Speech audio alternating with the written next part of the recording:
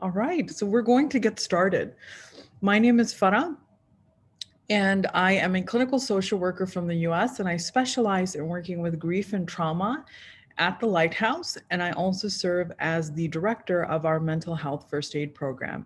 And this is the Men's Mental Health webinar, which is I'm always so excited to speak about this topic because it's there's so much stigma and shame wrapped around men's mental health. So I'm going to walk you through today's webinar, and then the last 15 minutes we're going to have time for question and answer. So I'm going to share my screen with you. Sorry guys.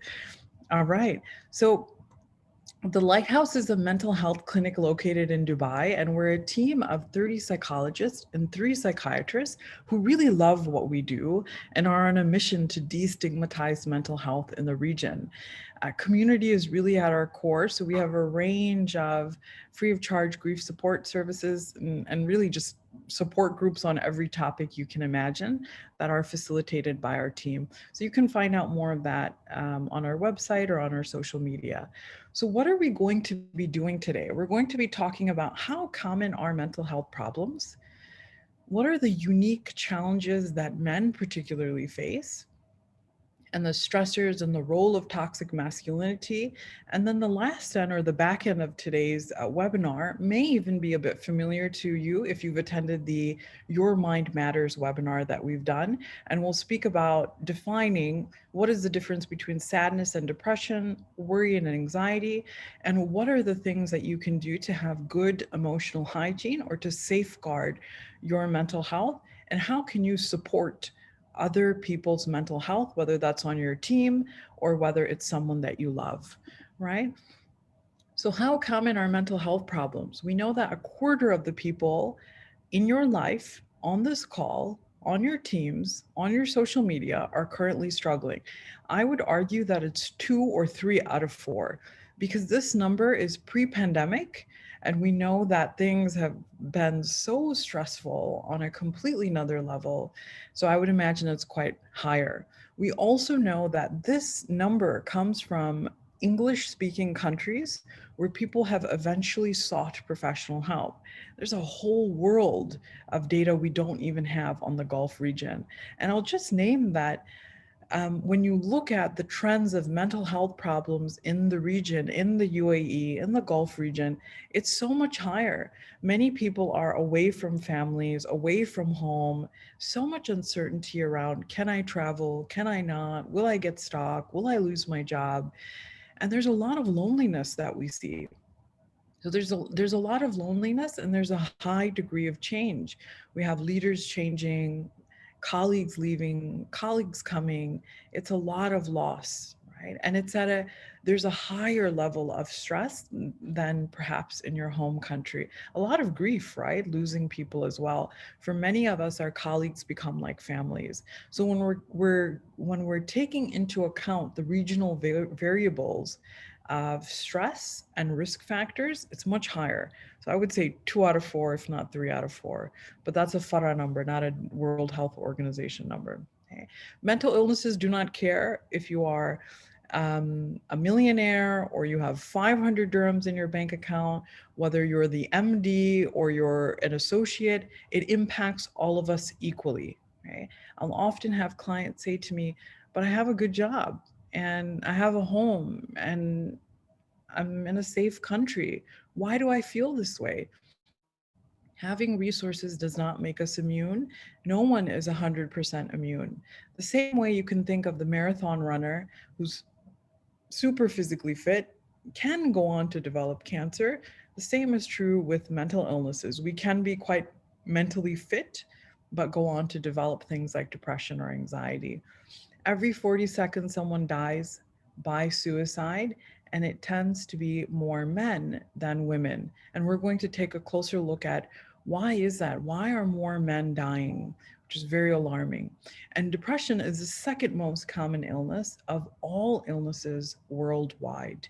Number one is actually cardiovascular disease. Okay, so very common, very prevalent, and very disabling. We know that depression is as disabling as living with severe asthma. And severe depression is as disabling as living with disseminated breast cancer. And by disseminated, we mean that the cancer has spread to other parts of the body. Okay. So let's talk about some unique factors that when we're looking at the kind of world of men's mental health, we know that mental illnesses are underdiagnosed in men. So if you look at prevalence rates of depression and anxiety in women, we catch it at much higher rates. And in the last decade, there have been more concentrated initiatives to support women because we're like, whoa, there's higher rates of anxiety in women. It's not that men do not experience depression and anxiety, they are significantly less likely to get professional help, right? And very commonly, what we find is that when you look at in younger women, girls, or boys, is that when you see symptoms of anxiety or depression, women tend to internalize. So they may feel worthless, sad, inadequate, isolating, where boys will act out their depression or anxiety. So in children, you'll see irritability, anger, outbursts of emotion. You may see bullying, you may see like ADHD like symptoms or even antisocial behavior. They're almost acting it out and it comes outward, which is another reason it often goes undiagnosed or untreated. So men are struggling at the same rate. They're just significantly less likely to reach out or even get into this like a system of support. We know that men on average die 8 years before women. And it's not actually rooted in biology that, oh, men just live shorter lives. We're finding that men are significantly disconnected from their physical body. They're kind of living in their head. And what that means is, if I'm not connected to my physical body, when I have a stomach ache or my chest hurts or I'm feeling really low or I'm feeling really anxious, I'm significantly less likely to go to the doctors and say, I'm just not feeling really good, right? Or I'm feeling really depleted, or I haven't been sleeping. They're less likely to check in even with their physical health, which is really dangerous, right? 4 times more likely to struggle with substance abuse. So it can be easier or more common where men will say, I'm not talking about my feelings, I'm just going to go have a drink, or I'm going to, we have substance abuse here, but really it's significantly higher rates of addiction, whether that's alcohol, drugs, sugar, food, gaming, sex, porn. It's addiction. And really how we define addiction is despite negative consequences continuing, right? That's a really broad definition. And by negative consequences, we mean it may be on work. Usually in the region, it will not be work. People are super protective of their work. It's usually why you're here, your residency, your income. You'll see it may be on your physical health, where you're getting things done at work, but your physical health, not sleeping, losing weight, gaining weight, just not feeling well. You may see it's impacting relationships where wife, partner, loved ones are saying, I'm worried about you, you're checked out, I don't think you're well. There's some kind of arguing or frustration in relationships or in their ability to function, right? And when there is addiction, you can also see, you may see withdrawal symptoms, tolerance. I need more and more of that behavior or that substance to get that kind of same high or that sense of kind of relief that I'm feeling. Okay. So they're significantly more likely to turn to addiction.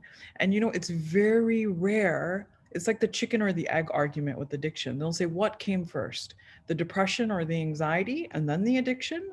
Or was it the addiction and then came the depression and anxiety? Because they're all like best friends. They all like hang out very closely.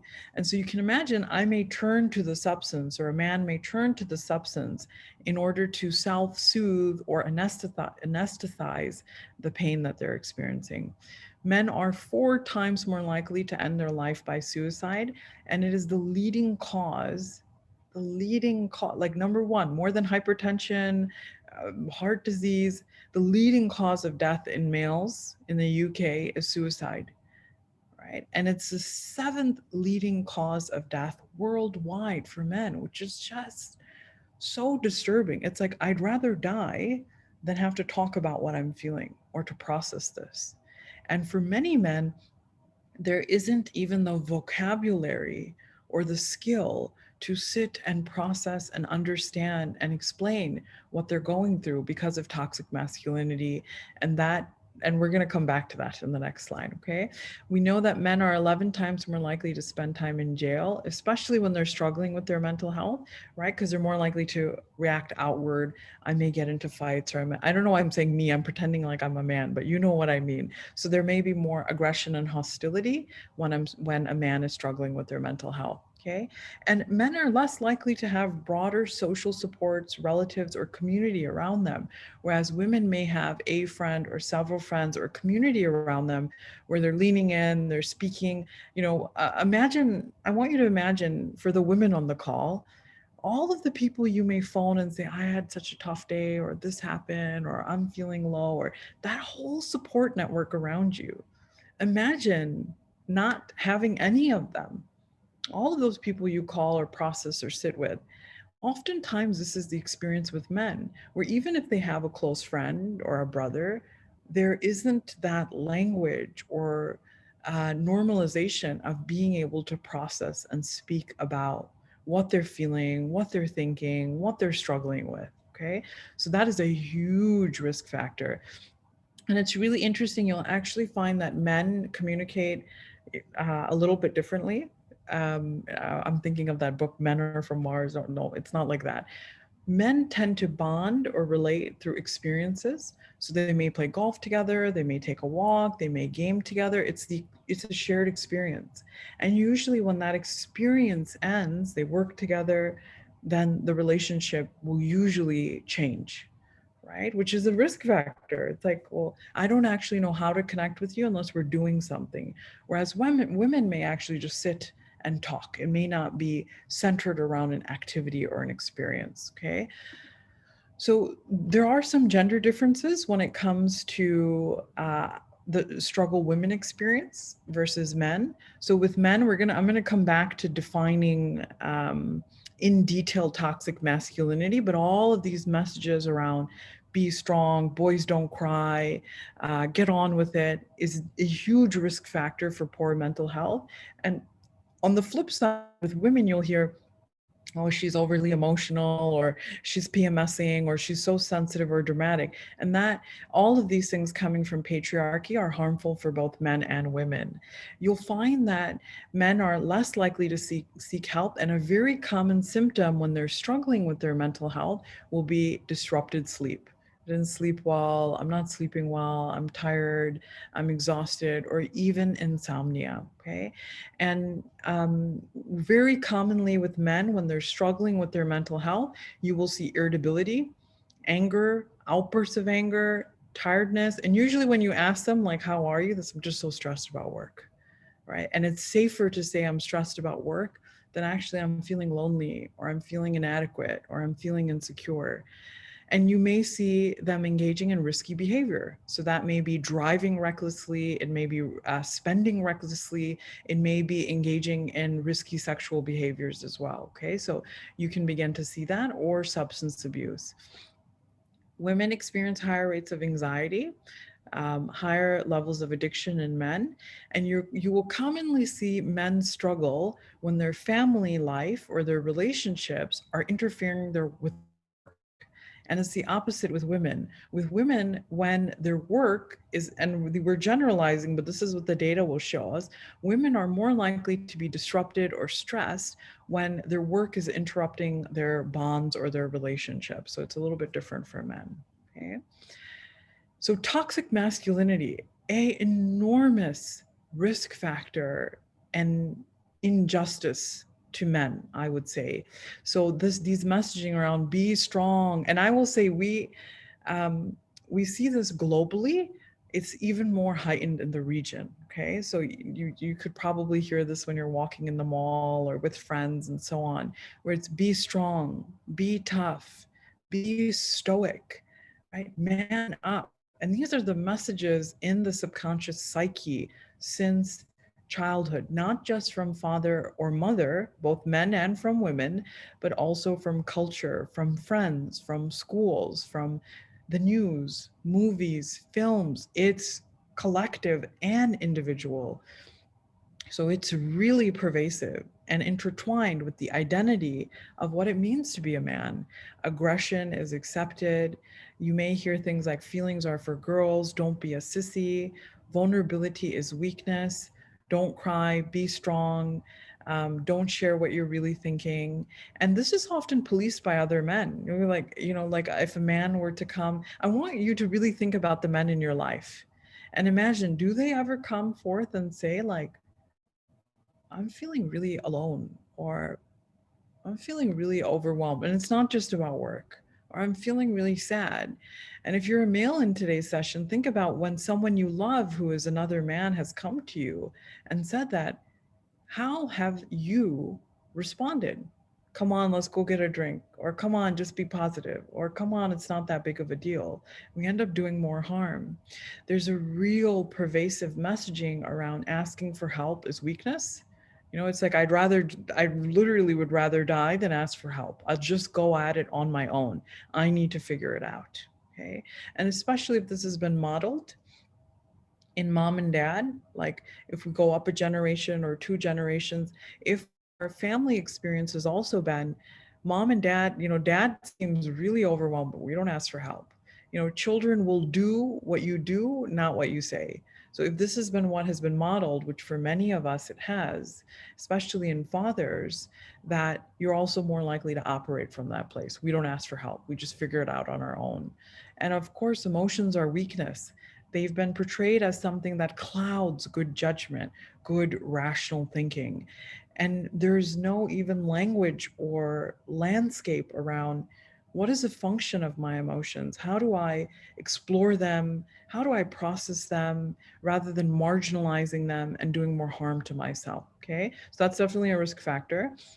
You'll often hear men say things when you do acknowledge that they're struggling or you're being curious. Say, well, I've just learned to live with it. This is just how it is. Or I don't want to burden anyone. So common. We'll hear men say, we talk about the 4 Ps, right? With men is that the kind of central strand or the essence of toxic masculinity will be the worthiness of you is connected to what you produce, your productivity, protecting, providing, and procreating. The 4 Ps, that policemen, right? And they'll often say, and oftentimes women will fuel toxic masculinity and they'll say, I want to be with a tough guy. So how do you respond when a husband, a brother, a friend comes and says, I feel insecure about providing, or I don't feel very strong. I don't feel like I can protect anyone. Imagine, and oftentimes women or other men may say, that's making me feel uncomfortable. I want you to be strong and I need you to protect me and I need you to provide for me. And we can actually fuel this toxic masculinity and further marginalize men's mental health. Right? So it's really important, women on today's call, that you're also being curious. Do I create space in this man's life, whoever he may be, to feel and to be vulnerable and to invite these feelings? Okay, so sometimes you'll hear men say, I'm too embarrassed, like it feels like weakness, or I don't want to admit that I need support. It feels like failure, or it feels like inadequacy, and that can be a big block. And we almost need to go in and switch this relationship with failure and saying, actually, one of the strongest things you can do is to say, I need help. And that's okay, right? They may say, I don't even know how to talk about it, right? So you can actually ask a man in your life, or even reflect yourself, like, how am I feeling? What has this year been like for me? And it's like, I don't even have the words to describe what I'm feeling. I don't know. And the research will show not only men, but women as well, only know 3 emotions: happy, sad, and angry. Those are not the only 3 emotions, right? So part of building EQ or emotional intelligence is, I encourage you to Google the wheel of emotions. And it's like a wheel with just, a series of emotions, and to start to expand what's beneath the anger. It may be inadequacy, rejection, loneliness, depletion, and get really curious about that. Okay. And oftentimes you may hear other men say, oh, you just need to drink, or you just need to shake it off, or that dismissive response. So all of these can be harmful aspects of toxic masculinity. I just loved this image on Pinterest, actually, of a lot of these messages that stigmatize men. Therapy is for the weak, be a man, don't talk about it, men don't get depressed, you're too soft, girls want a tough guy, loser, you just need to drink. And I love his little shield there where he has actually healthier responses. It's okay to cry. Proving yourself is not the goal. Asking for help is not weakness. You're allowed to hurt. You're allowed to feel. Feelings are not just for females. You don't need to carry everything alone. And you know that pattern of carrying everything alone that many men have been, um, I think toxic masculinity lives alongside orphaning. And what I mean by, you may think orphaning, I have a mom and dad. Orphaning is the experience. It's not about not having a parent. It's about the inner messaging of, I need to go at this alone. I need to figure it out. I need to process it. I need to survive. I will not ask for support. That is the experience of the orphan archetype. And it lives side by side with toxic masculinity. I feel like I have to go at it alone. And that healthier response is, I don't have to go at it alone. I can ask, I can lean, I can process, and it's safe for me to do so. Okay. And it always starts between you and you before you start sharing with others. So if you're, I don't know, your wife or someone you love is like, yeah, how are you? And how are you feeling? And you're like, I don't know. That's okay. Start with you. Start being curious about you first. So, highlighting some of the unique challenges men face. We've talked about those 4 P's of productivity, protection, providing, and procreating, that those very harmful patriarchal messages around this is what creates worth in your life. And women are governed by different ones, but this is talk is about men, okay? It's very dangerous and harmful. And I want you, for the men on today's call, I want you to be really curious. What do I attach my worth to? Right? If you attach your worthiness to any of those 4 P's, that's a huge risk factors, because regardless of your role, how much you provide, whether you protect or not, whether you have children or you do not, you are worthy. But the world will tell you that's not true. Okay. And you probably think, what do you mean that's I'm worthy? It's saying that I want you to imagine, would you say to your child or someone that you love, I will love you more once you make partner. I will love you more once you have 5 million dirhams in your bank account. Now I'm going to be kinder and curious and more respectful of you. Absolutely not. You'd say, I love you no matter what you have in your bank account, no matter, how many muscles you have. I love you. Right. So it's really important. We're saying, how do I have that unconditional regard and respect for myself, regardless of where I'm at in relation to those 4 P's? Okay. Another thing I'll name is that men are often silenced collectively by both men and women. So I've named this, but if you have expressed yourself to someone, and it may be a woman, I'll have clients say to me, I'll say, like, I don't want to tell my wife what I'm going through because I don't want to freak her out. And if I tell her I'm not okay, then I have to comfort her because she gets overwhelmed. That is actually one way the woman may be unintentionally silencing the man, right? And this also happens culturally, like be strong, get on with it, all of those messages that we've talked about. So be really curious, women as well. Am I being supportive? Am I creating space for him to feel? And what do I feel when this man in my life or these men in my life, maybe they're really vulnerable, I can't protect, or maybe I'm in between jobs, or whatever that may be. Go inward and also be curious about your inner constructs towards what adds meaning or worthiness to the men in your life. Okay. And competition and power can often be a very common complex that men have that can definitely be a risk factor as well. And very commonly, men are alienated from themselves and can turn rage onto themselves. And what I mean by that is, you'll see things like With women, you'll more commonly see violence or pain go inward. It may be eating disorders, it may be depression. There's a lot of guilt and shame inside. Whereas we've talked about it with boys, but also with men, that violence goes outward. You can say that is essentially what addiction is as well, or that riskiness or that rage that's coming out is just a different way of processing the pain that is in their life. And there's so much shame. There's so much shame. And what's shame? So shame is different from guilt. Guilt is behavior specific. So guilt is, oh, I wish I didn't do that on the road. I wish I didn't, I don't know, you're like flashing the lights at someone or something, and you're like, I feel really guilty about that. Guilt is behavior specific. And shame is about you as a person. Shame will say things like, what's wrong with me? Why am I not stronger? Or why am I not more successful? Or why am I not in a position of power? Why do I feel this way? That shame is lethal for our mental health, and it's very pervasive with addiction. And I'll just name that trauma is essentially the gateway into addiction, right? Because the chronic experience of toxic masculinity, I would say, is actually part of chronic complex trauma for a child, right? Because it's essentially emotional neglect. We're programming the child to say, don't feel, hide your feelings, don't process your feelings, don't want to know how you're feeling. You perform, produce, be strong. And then I celebrate that. And so there's this whole inner world that I am now divorced from.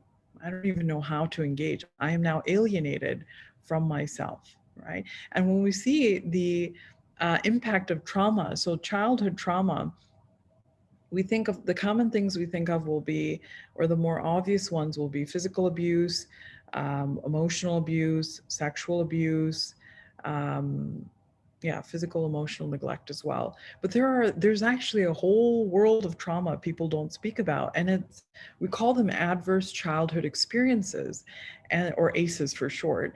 And they're things like having a parent struggle with a physical illness or a mental illness, parents who went through a divorce. I think I said, yeah, witnessing domestic abuse, an unsafe community, war, poverty, death, loss, a parent who's incarcerated, big moves, like all of these huge stressors for a child, bullying, discrimination of some sort, all of these also constitute childhood trauma. And when an individual has 3 to 4 childhood traumas, they're 12 times more likely to experience depression or anxiety disorders into adulthood. And when there's 5 or more, you're 4,000 times more likely to experience some types of addiction. And I am saying toxic masculinity is a type of chronic trauma for children, because it's like, I don't even get to talk about how I'm feeling, right? So, and many women I know growing up, for me, in a Pakistani American household, no one talked about feelings, right? No one talked about mental health. But imagine the added layer of, not only do we not speak about it, man up, be tough. Boys don't feel, they're for girls. There's like an added layer of policing and suffocation and marginalization of one's inner world. Okay. So we're going to read this quote to you. It's an emotional movement, a releasing of the pain and the poison men have been holding in their collective stomachs for centuries. It is not power oriented in any way, but powerful in that it frees men and their spirits from the tyranny of the old paradigm of don't feel, die younger than women, don't talk, don't grieve, don't get angry, don't rock the boat, don't trust other men, don't put passion before bill paying, follow the crowd, not your bliss, right? Like men are carrying this in their collective psyche or their collective belly. And we're saying we really need to change this because it is pervasively damaging for physical and mental health. Okay. So, what we're going to do now is kind of talk about what mental health is, what is the difference between a few difficult days versus a mental illness, sadness and depression, healthy or common worry versus an anxiety disorder. What are the tenets of emotional hygiene? They're kind of non-negotiables when it comes to mental health.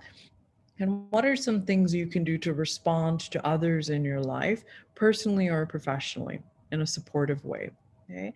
So we all have mental health. It's this, the same way we all have physical health. Good mental health is not about being positive or optimistic all of the time. There's no such thing as negative emotions. They're all neutral. Some of them are just uncomfortable to feel, right? Our mental health lives on a continuum. So it's always kind of shifting. Some days or weeks we can have really good mental health. We're feeling forgiving towards ourselves, compassionate. We're feeling proud or optimistic. We're processing our feelings. And other days or weeks we can have poor mental health where you're feeling quite depleted, exhausted, maybe hopeless, helpless, lonely, and we have poor mental health. Maybe you just even haven't had any time to just process your emotions. That's also a risk factor. And so we're all shifting on this continuum throughout our day, throughout our week. How do we discern between poor mental health versus a mental illness? Okay. And before I do that, I want to challenge your visual of how you or someone in your life may appear who's struggling with their mental health. Actually, I'll come back to that. I'll come back to that image. When someone is struggling with their with a mental illness versus a few difficult days, you're going to see significant changes to how they're thinking, feeling, and behaving. So their inner world is now disrupting one or several parts of their life.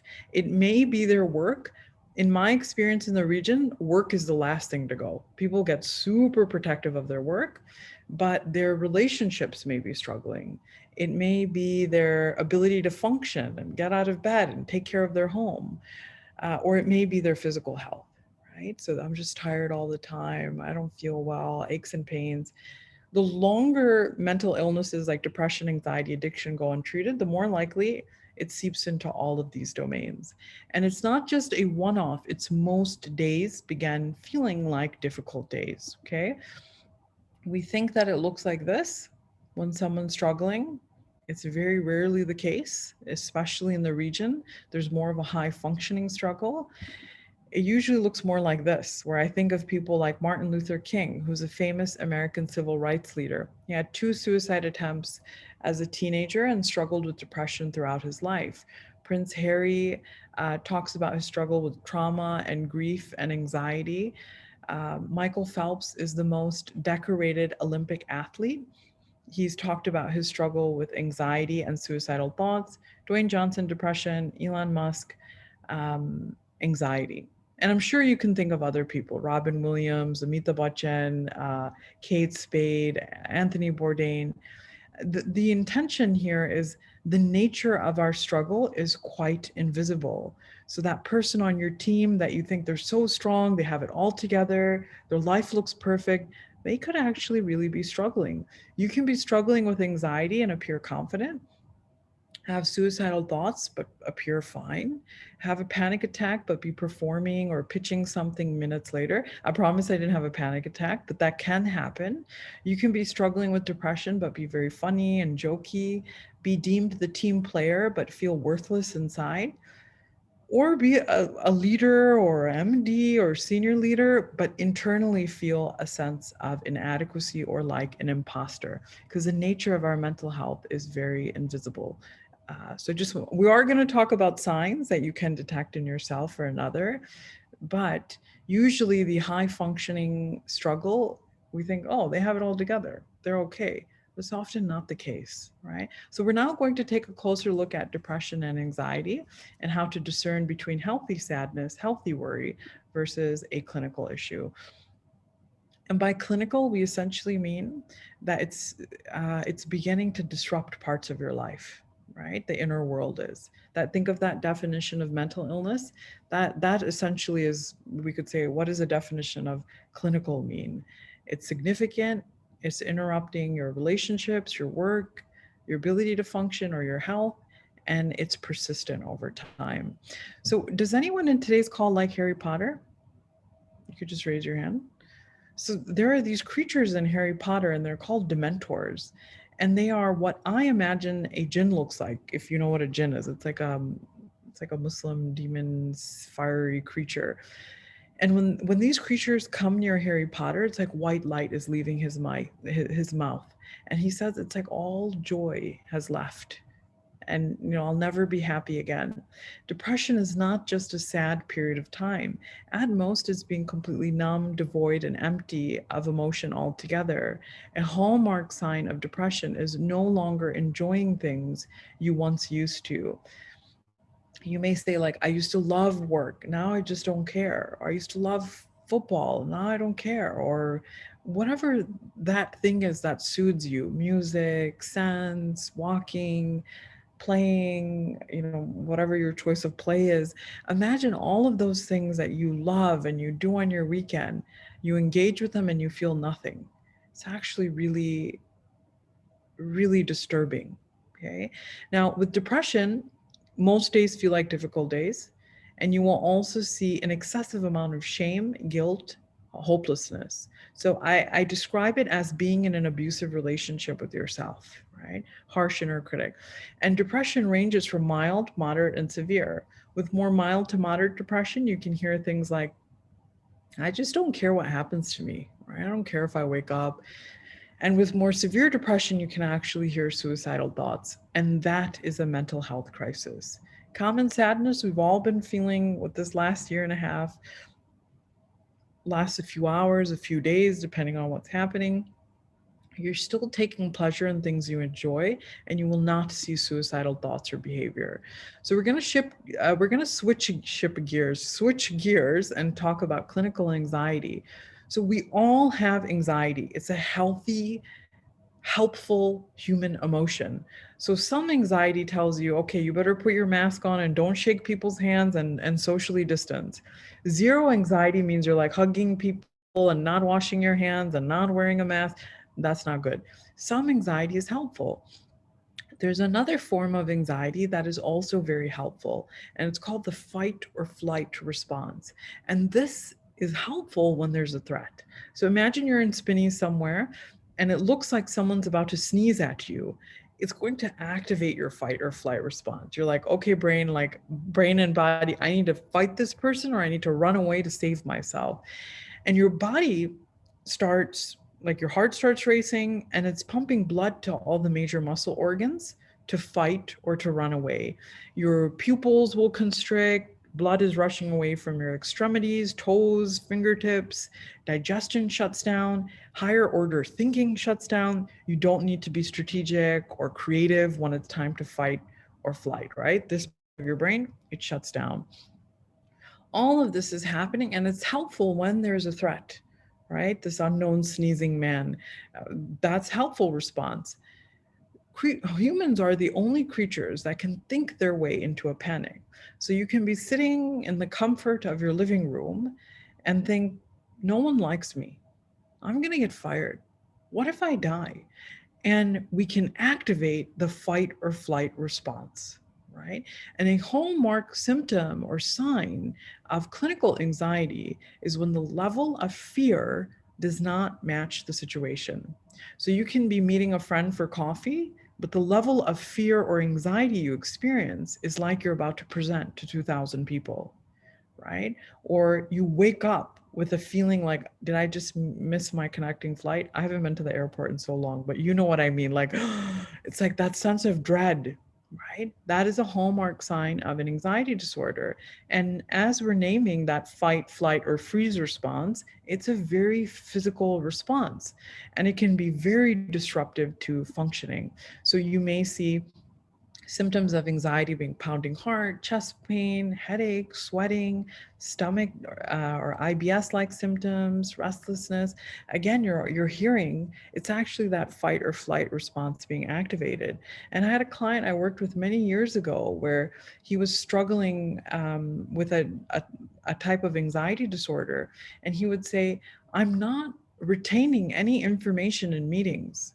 I just can't concentrate. I feel so forgetful." So he started recording all of the work meetings. He would finish work, go home, transcribe the meeting so he could remember. And all while he's transcribing, he was also beating himself up just emotionally. Like, what's wrong with me? Why can't I remember? Am I not worthy of being in the position that I'm in at work? right? So we're seeing that loud inner critic. And you can imagine the transcribing and all of that was disrupting his ability to rest, to engage with his partner, to work out, and so on. So we're beginning to see the anxiety is impacting many parts of this person's life, right? In the mind, you can see excessive fear or worry. And remember, when you're in fight or flight, of course you can't remember what's happening in the meeting. Your body's like, why are you sitting here? Like, run away or fight this person, right? That's the primal response. And the primal meaning like primal part of your brain. It's like that reptilian part of your brain. So very commonly, you can see something we call rumination, where the thoughts are looping. You can see irritability or anger, very common in men, feeling on edge. And you may, if there's a specific phobia, which is a type of anxiety disorder, they may avoid social situations or that trigger. Okay, so we all experience worry. It's healthy, it's adaptive. Healthy worry is usually temporary and not as disabling. You will never ever see suicidal thoughts or behaviors with healthy worry.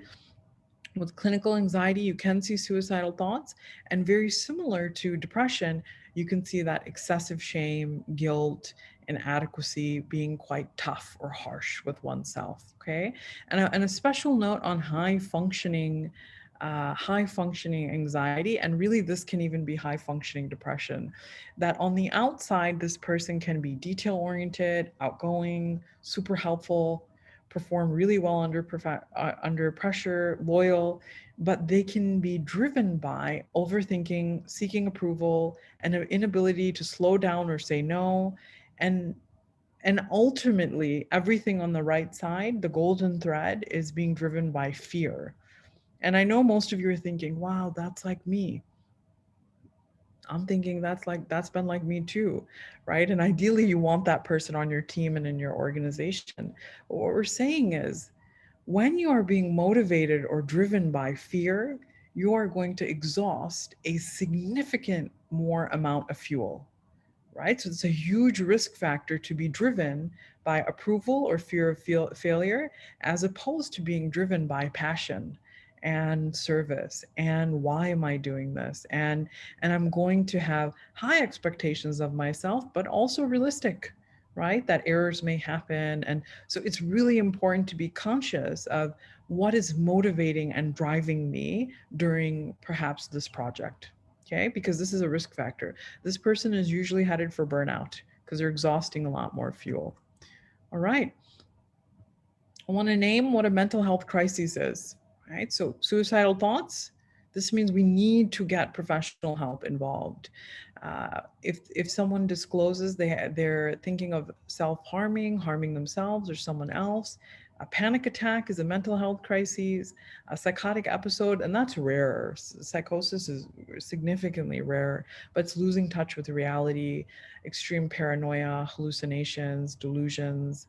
That's a mental health crisis. Severe effects of substance abuse, or if someone's experiencing trauma, bullying, abuse, harassment, we want to get a professional involved. This is how we define a mental health crisis. Okay. So now my favorite part.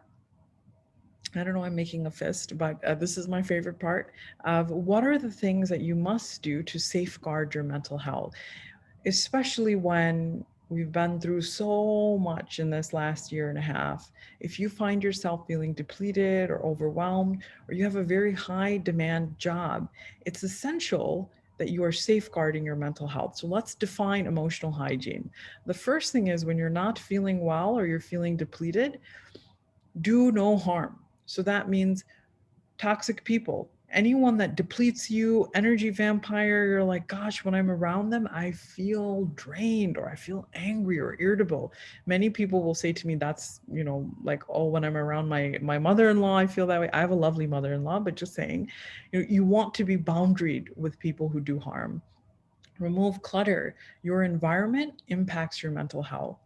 You want to limit or reduce the news because it can be quite traumatic and it can do further harm to you, right? So that also includes social media. So cut that out. We want to remove anything that's like putting salt in the wound. You also want to be conscious of self-talk.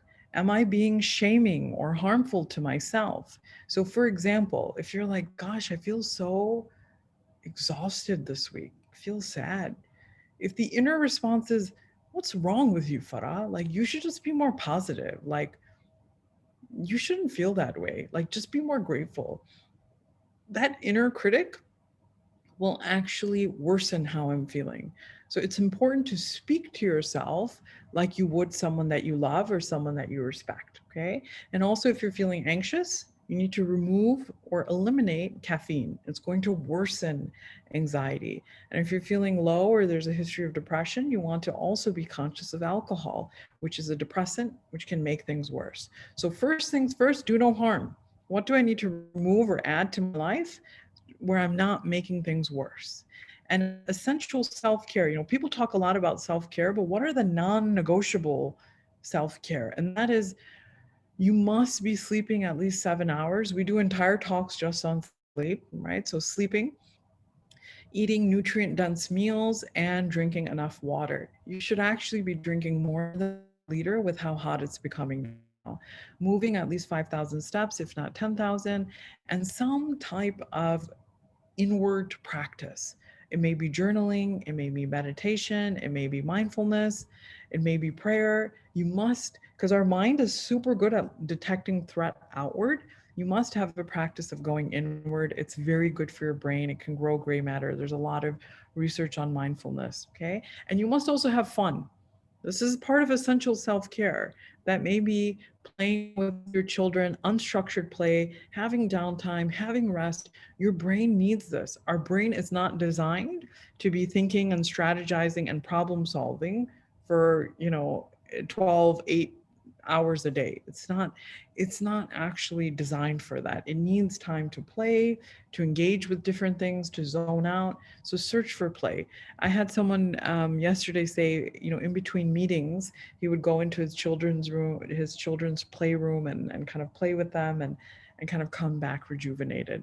It's really, really essential self-care, not optional. And lastly, emotional hygiene also means searching for soothing, not solutions. So when we feel emotions, we acknowledge the feeling, right? So I say, oh, I'm feeling sad and exhausted. Okay. I allow myself to feel it, right? So I get curious about it and feeling feelings. And I know the men are like, I don't know how to feel my feelings. And some of the women too. To feel your feelings looks like this. What am I feeling? Sad, angry? Is it lonely? Is it rejected? What's coming up? Identify the feeling. If that feeling were a painting, what would it look like? If your emotion or inner world were the weather this week, what would the forecast be? This curiosity is feeling the feeling, right? Where it's one entry point. We acknowledge the feeling, we sit with it 1 minute, 2 minutes, 3 minutes. All right, you're here. What can I do to soothe myself? And then that may be connecting with people who energize you. It may be a bath, it may be a candle, it may be working out, it may be a show, it may be, what are the things I can do to soothe? Soothing doesn't mean, oh, Farah, you feel sad, like light a candle. No, don't, that's not gonna, no. I feel sad, I acknowledge it, and what can I do that would be soothing as I am navigating this emotion? So search for soothing, not solutions.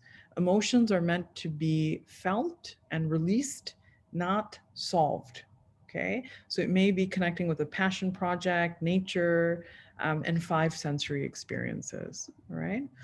I'm gonna now, we have 5 minutes, but I'm gonna speak. I've already said all of this. That's the wheel. I'm going to now talk about some kind of quick tips on how you can support others. These tips have been taken from our mental health first aid program. And this is essentially the equivalent to physical first aid, but for mental health. It's in 26 different countries worldwide. There's over 3 million people trained, and you essentially learn how to identify and respond to people who may be struggling with depression, anxiety, or addiction, and also mental health crises like all the crises I talked, suicidal thoughts, panic attacks, after effects of trauma.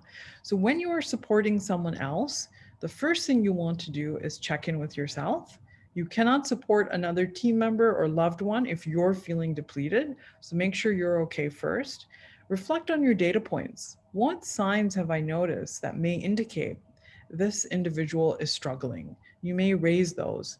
Make sure you have difficult conversations in a confidential space and that you have at least 30 minutes to connect with that person. I'm not in a glass office. There's not like people around me. It's a good time for both of us. And then you want to connect with the tool of empathy. And empathy is a buildable, practicable skill. And when we're practicing empathy, it's very different from sympathy. Sympathy is like superficial empathy. It's like, I want to know how you're feeling, but I don't want to touch it. I don't want to get too close. Okay. So, oh, I feel so bad for you. Sympathy feels like pity. Empathy uses curiosity. And I'm trying to understand, if I were going through that or my sister were going through that, what would that feel like? Right. So we're actually sitting alongside, and empathy does take energy. I'm going to define a little bit more what is not empathy, and then what are the things you can say that are empathy. So, how we do harm. Okay. So, if you're not being supportive, we're saying, okay, let's make sure you're not doing more harm to people. So, if you're being discriminatory, right, like you're making things harder for someone who's struggling, you may say things like, this wouldn't be happening if you were stronger. It's all in your head. Stop being so negative. You're no fun. You're ungrateful. You're being pathetic, or just you're just feeling sorry for yourself all the time, or you're being dramatic or sensitive. And really harmful responses is every type of toxic masculinity that we've spoken about. Just toughen up, man up. All of those things do more harm. Okay. Unintentional harm is sympathy or toxic positivity. You may say, be strong. You just need to be positive. Look on the bright side. You may use at least statements. At least you have a job. At least you're in Dubai. You know, at least you have a home. That is a dismissive response. It's not helpful. Don't say it to others and don't say it to yourself. Okay. Because many of you are thinking, I know what you're thinking. You're like, oh, I say that to myself. Okay. So start with you. This is not empathy. All right. So, what is empathy? So, one is ask open ended questions of yourself and when someone's struggling. How have you been? Are you okay? Is not an open ended question. It's also just a conversation killer. You're like, are you okay? Yep. It's very rare people will say, no, I'm not okay. Okay. What has all of this been like for you? How long have you been feeling this way or experiencing that? Would you feel comfortable telling me more about what this has been like for you? What do you mean by that? If they say, I just feel weird or I just feel so angry, what do you mean by that? How long have you been feeling that way? And we pause. Sometimes when we're supporting others, we get nervous and you just keep talking. Pause, right? We used to call this pregnant pauses in my master's program. When you pause, something is birthed from that.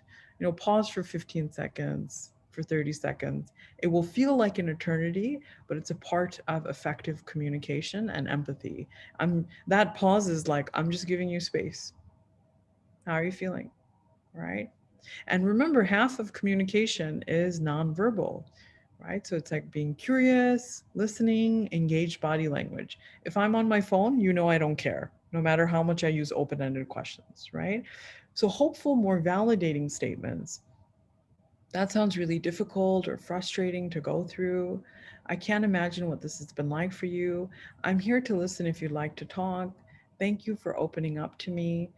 What I'm hearing you, and this bullet point here, what I'm hearing you say is part of active constructive communication.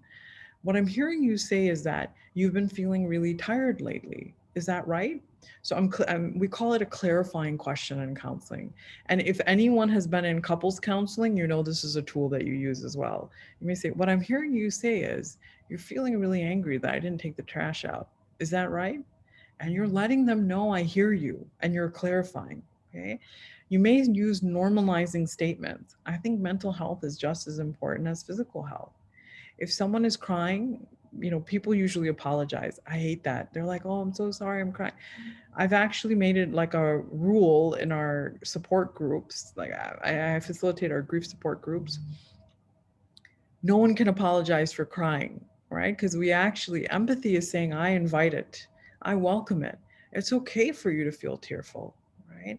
So don't apologize for your tears and don't give people tissues when they cry. And that's not because I'm mean, but oftentimes when you give someone a tissue, what you're saying is stop crying. And we're saying it's okay if you cry, right? And if I do give the tissue box because there's a lot going on, I may actually say like, this doesn't mean stop crying, but like, here's the tissue box, okay? Or you may just say, wow, that's a lot to go through, right? So that's what empathy looks like. When you are supporting someone else, be curious, be empathic. You don't want to rush to this step, which is making sure they have the right information to get support. So you may say, would you be open to seeing a counselor or a psychologist? Would you be open to checking in with your GP to let him or her know how you're doing? Okay. We're being suggestive. We do not come forth and say, you really need to get help. You're not okay. It's people's choice. Your role can be to give them the right information. If you have resources in your company, an EAP program, let people know, does our insurance cover these services? What clinics do you recommend? And so on. Make sure people have access to resources. Okay. So we have a lot of different Instagram accounts that you can follow that have a lot of good tips for parents, for teens, for adults. So you can check those out as well. All right. So I finished exactly at 12 o'clock, so I'm proud of myself, but I will stick around for 2 questions. I'll take 2 questions. So if you'd like to ask some anonymously, you can do so.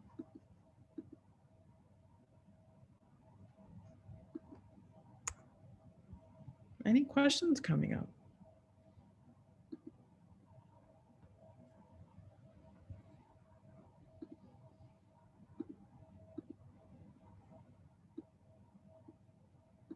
I'll give you a second to think about it. There's none coming through yet.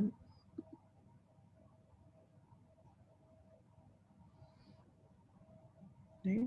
We do not provide the slides, but we will provide a recording of today's session and a handout with some key takeaways.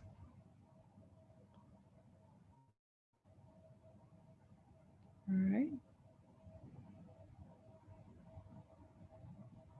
So we have a question. Is there any guidance on where to go when you are experiencing some mental health issues? So there's a few different options. One is you can start with a GP, so a physical health doctor, and say, you can just say, I haven't been feeling like myself, or I'm not sleeping. Can we do some general blood work? So I would say look at thyroid, hormones, vitamin D, and let's just rule out any underlying medical cause. But then, of course, you can check in with the counselor at like an outpatient mental health clinic. So, like the LightHouse, you may check in with the counselor and say, I just wanted to process some things that are going on, and they'll investigate with you to assess, is it something more serious, or what can we do to support you so this doesn't get worse. So someone said that they suffer with sleep apnea. Any solution. So sleep apnea, you'll want to go to a sleep clinic, and usually I believe pulmonologists with doctors are specialized with the lung, and they usually specialize with sleep disorders as well. So you'll want to make sure that you actively check in with a pulmonologist and do a sleep study. So sometimes this isn't my area, right? But I know my mom has had sleep apnea, so there can be a CPAP machine that they actually give you so that your airway stays open. But if you do have sleep apnea, you'll definitely see higher rates of depression, anxiety, and addiction because you're not getting that essential fuel.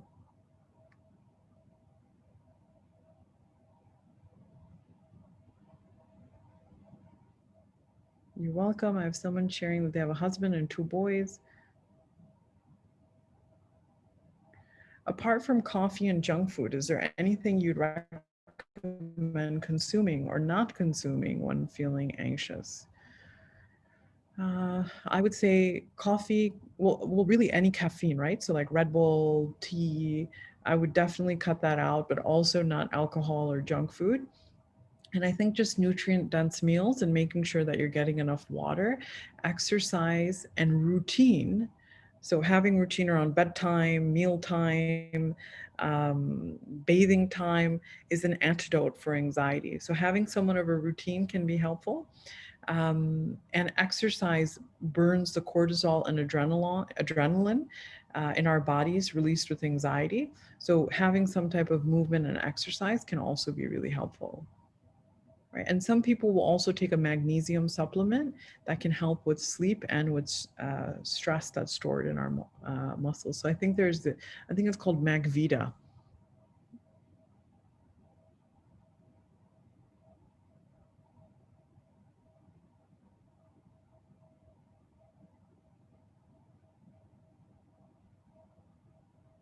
So we have a quite interesting question. Why do I feel anxious when I join your presentation? I mean, any presentation about mental health. I would I would be really curious about that. You may even ask yourself, when I think about the topic of mental health or emotions, what is it bringing up for me? What part felt overwhelming to me? What is my relationship with mental health? Is there something about Farah that reminds me of someone else and that's making me anxious? Or be curious and use those open-ended questions. Speak to someone that you love or to journal about it and say, what is it about this topic that feels quite overwhelming for me? We have another question. I wanted to ask, does work pressure contribute to someone feeling shameful? I wouldn't correlate the two. You can have a very high stress job or high pressure, but not feel shame, right? Shame, I would be curious about where that's coming from.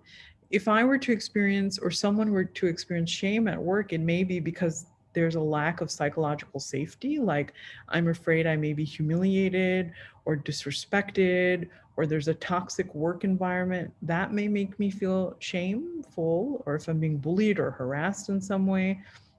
Or also, if you're experiencing mental health struggles like anxiety, depression, or addiction, one symptom of that is experiencing inner shame, right? And so I may actually have a high pressure, but really supportive working environment. But if I'm struggling with my mental health, I may feel shame. I may not feel good enough. I may not feel worthy enough, which may not have to do with my work environment, right? But now if I'm struggling and my work environment is shaming or harsh, or there isn't a supportive environment or a lack of psychological safety, that can be really dangerous, right?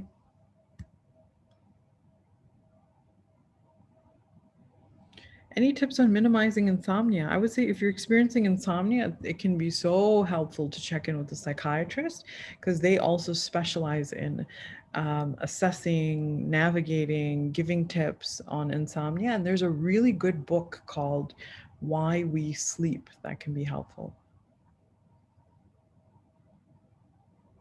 All right. Thank you, everyone, for taking the time to attend today's session. We will be emailing you a video recording of today's session. Please take care of yourselves and take care of the men and the women in your life. Have a lovely day. Take care.